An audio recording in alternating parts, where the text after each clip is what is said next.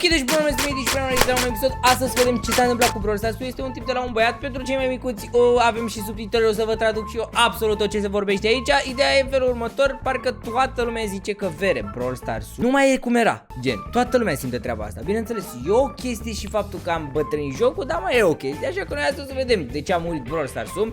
E un clip super interesant, așa că trebuie neapărat să rămâneți până la final. Abonați-vă toți cei care sunteți noi, apăsați pe clopoțel și neapărat trupeți toți așa dacă mai vreți de Brawl Stars, fraților, pentru că, bă, până la urmă, cred că pot să zic și eu că am mai murit Brawl Stars, fiind unul dintre, nu vreau să mă numesc legende ale Brawl Stars, că nu sunt o legendă a Brawl Stars pe YouTube românesc, dar sunt unii dintre tipii care, alături de Mădălina, a fost dintre cei mai mari YouTuber de Brawl Stars din România. Așa că, nu știu, hai, nu mai stăm prea mult, vă mai țin, hai să-i dăm drumul. Da, e tipul ăsta care îl cheamă Muio, aveți link în descriere oricum de la clip, hai să vedem. What happened to Brawl Stars? I mean, it's been doing better than it ever has. Each update is greater than the last, for the most part, but something a zis că ce s-a întâmplat cu Brawl Stars, parcă totul merge super bine, update-urile sunt mai tari, dar totuși ceva lipsește. just feels different, and I don't know what. I guess let's start. Adică se simte ceva diferit, știi, asta v-am zis și eu și nimeni nu știe ce. All the way back in 2018, back when I started playing at Global Launch. Things were simple. I was in middle school. In Brawl Stars, there were only like 25 brawlers. Mamă, cât ce bun! A zis că, bă, în 2018, când s-a lansat jocul global, erau vreo 25 de brawler, gen, doar, și totul era super șmecher, erai la școală, la liceu, la alea, poate unii dintre voi chiar mai jos, gen, și totul era super tare, gen, era simplu, 25 de brawler, bla bla bla, cel mai șmecher brawler Leon, și era super mișto, știi? Mamă, mai ales vremurile alea, ținte când s-a băgat, ce legendară s-a băgat nouă, nu mai știu, s-a băgat o legendară nouă și toată lumea a nebunit, dar nu era Spike, nu era Leon, era Spike, Leon, Crow și după a venit Sandy. Mama, a nebunit toată lumea în 2019 cu Sandy-ul ăla, gen, nebunie totală. Was going crazy, insanely overpowered, and a lot of fun. Right now, the game had a lot in store for the future. Brawl Stars had this certain look to it. Of course, at the time it looked completely fine, but looking back, it was so weird. I would describe it as burnt toast. I don't know why. There were only like 5 game modes to choose. Aia zic, gen, jocul, acum când te uiți e super tare, dacă te întorci în trecut, ți se pare că, bă, era mult prea simplu, gen, erau doar 5 game mode-uri pe care să te joci, te plictiseai rău de tot, părea plictisitor, dar era mult mai șmecher, gen. From Brawl Ball, Heist, Gem Grab, you know the deal. Only a few brawlers were 3D, and overall it was an absolute blast. I remember. Aia zic și eu, gen, doar unii bro erau 3D, totul era foarte ciudat, gen, dacă te uiți în trecut. Dar atunci jocul rupea cel mai mult decât rupea acum, cu toate future-urile astea, nu și toate chestiile astea care jocul au făcut jocul mult mai tare, gen. We're having tons of fun with my brother while playing after school and waiting for whatever the next Brawl Talk will be about. Soon after, the game got a bunch of incredible features. Brawl Ball will now spawn you inside the goal. You don't know how bad it was when you had to walk around the goal when you died. BB was finally added, as well as a bunch of other brawlers. Second star powers, which completely changed the game, and new ranks to show off all of your skills. Da, și după s-au băgat rank-urile alea ca să fie mai tare, gen, că erau doar câteva rank-uri și s-au mai băgat încă câteva ca să fie jocul mai tare, gen. This year was incredible for the game and showed everyone how influential this game could really be. 2019 a fost cel mai tare an al Brawl Stars-ului și așa e, 2019 plus 2020 pe carantină, unde a rupt Meitii Brawl Stars, unde cred că acolo ați auzit toți de Meitii. Atunci a fost cei mai tari ani, 2019-2020. Dar deja cu Brawl Pass-ul din 2020 parcă s-a mai stricat treaba. 2020 rolled around and I continued to have horrible fashion choices, and Brawl Stars was booming. Da, Brawl Stars-ul creștea rău de tot. Of course, the pandemic hit us. You know, aside from the virus, things were pretty awesome.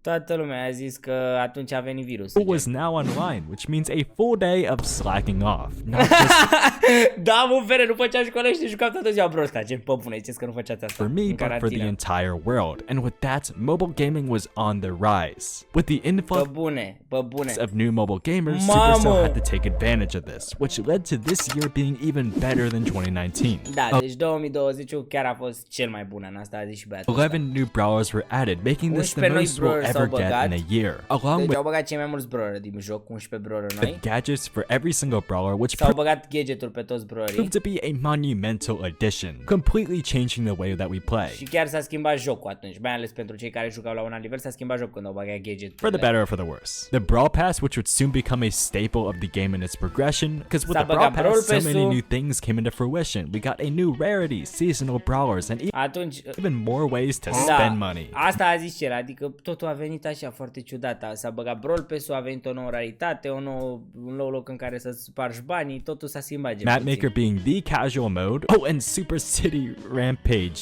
We can ignore that. No, Super City Rampage a fost cel mai mare fail, asta a zis și el, gen. Super City, mai ține modul ăla care efectiv a fost cel mai mare fail, gen. Nu l-a jucat nimeni Super City Rampage-ul. All Stars was doing great. Banger update after banger update, and arguably the best and most hyped season this summer of Monsters. A few months later, this Brawl Talk aired, and it changed everything. The lore was straight out of left field, and I'm all for it. Da, și atunci s-a băgat Star, parcă după el face ca un fel de istorie, cred că înțelegeți cât de cât ce zice. Was monumental and led us to the end of 2020, ending with a bang. One of the most broken brawlers was added, Byron. Mamă vere, la finalul 2020, unul dintre cei mai nebuni brawlers s-a băgat și anume Byron, pe bune, că s-a băgat Byron, nu? You know, it took a while for people to realize he was good, but once they did, oh man, Byron was... Mamă, toată lumea spama Byron. Edgar was added. You've all... Da, glumesc, bineînțeles, și eu am glumit. Edgarul... eu n-am glumit, m-am luat după ce a zis ăsta, sincer, dar așa e. Edgarul a distrus jocul cum ar veni, gen, Edgarul era mult prea OP. Efectiv, săreai, dădea, era ca un bul săritor, era altceva. Clips breaking the game. I don't even need to explain. Uite, toată lumea juca Edgar. How disastrous it was. Going into 2021, we got some solid brawlers. We got Ruff, Spell, Buzz, but more importantly, Power League replaced Power Play. Da, s-a băgat Power League în 2022. Deja eu aici îmi pierdeam hype-ul pentru joc. Nu mai eram la fel de hyped up cum am fost în 2020 de joc. Da, în fine. Here though things were pretty stable. New brawler. Da, de aici deja lucrurile deveneau destul de stabile. Nu mai era chiar așa hype-ul imens, gen. Dar tot lucrurile erau bine. Brawler noi. A few new game modes. Da, gen totul era așteptat, știi? Brawler noi în fiecare sezon. But overall. O grad de game, dar overall jocul era ok. Everything was in a good spot. In October of this year, clubs were then reduced from 100 members to 30 in preparation for club leagues. The best. S-au redus cluburile de la 100 la 30, acolo mie chestia nu mi-a plăcut, s-a băgat Club League-ul, care, să fiind ce Club League-ul ți aștepta toată lumea să fie mai hyped up decât e. This competitive mode will get. Along with this update came Gears. Oh, Gears were bad. They were Gears-urile chiar erau oribile. Gears-urile like the ones we have now, except that they were super expensive. Too expensive. Da, erau prea scumpe. Asta expensive. Apart from the worst feature being added to the game, the rest of the year went by swell, with only a few broken brawlers and the introduction of duels, my beloved. Jumping into 2022. În 2022 deja aici e altceva. Deja aici eram destul de deja începeam să mă îndepărtez de Brawl Stars. Started out amazingly. Super City Rampage was finally removed, along with this. A scos Super City Rampage, care oricum nu se juca toată lumea. We got the worst game mode ever added, and things were again pretty stable. New brawlers here and there, Gears were brawler noi din când în când, Gears băgate, se lucrau din nou la ele. Change, and more importantly, the best compensation we've ever seen. By the end of 2022, though, the largest, most impactful update was... N-a vorbit asta de scoaterea lui Dani, în primul rând, din Brawl Talk. Scoaterea lui Dani și băgarea fetei ăleia, mi se pare că aia trebuia menționat. Gen, a fost o chestie monumentală pentru Brawl Talk, parcă de atunci n-am mai avut haz la fel. Și aici, la finalul 2022, s-a întâmplat cea mai mare porcărie posibilă pe care au făcut-o Brawl Stars-ul și nu știu ce au făcut treaba asta. Nu pot să-mi explic, efectiv, poate să facă mai mulți bani, habar n-am. Cineva mi-a zis în comentarii că din cauza că într-o țară s-au interzis boxurile, dar nu știu, mi se pare o porcărie, gen, interzisele în țara aia, dar nu peste tot. Efectiv au scos boxurile, ceea ce jocul s-a dus din has când ai scos boxurile, bă, în primul rând pe noi youtuberi ne ajută să facem content boxurile alea. Când au scos boxurile, jocul s-a strigat. Now some of you might not even know what those are. It was basically just a gacha system, so removing it was for the better, but sad. Ok, deci că a fost o chestie de sistem, mi s-a interzis și asta a fost.